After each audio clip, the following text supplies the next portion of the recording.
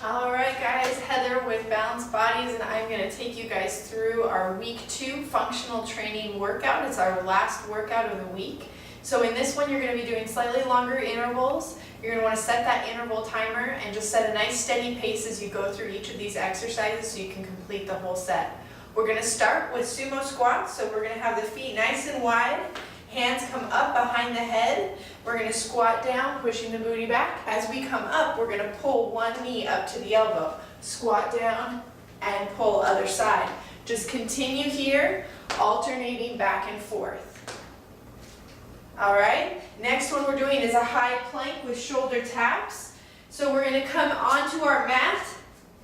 Hands are going to be right under the shoulders, cupped to your high plank.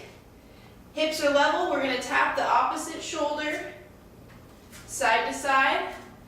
Give you a front view here. And try not to sway the hips too much on that one.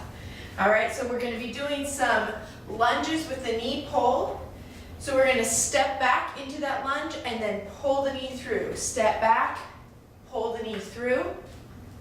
And if you need to modify for balance, you can tap the toe down in between to just give yourself a checkpoint. Same thing on the other side. We're going to do some single leg bridges on the mat.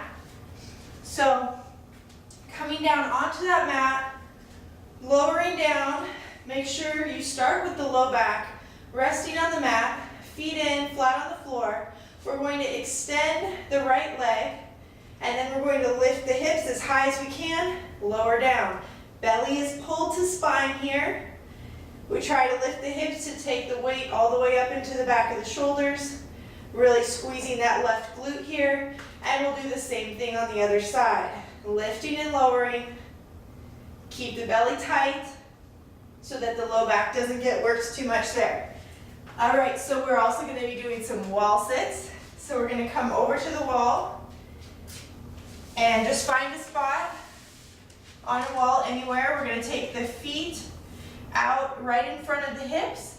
We want 90 degrees at the knees, so make sure you sink low enough here. You can rest the hands on the knees for modified wall sit, or take the hands all the way up onto that wall and keep them there. Focus on pushing your low back into the wall for your wall sit. Okay, so then we're going to be doing some ski jumps.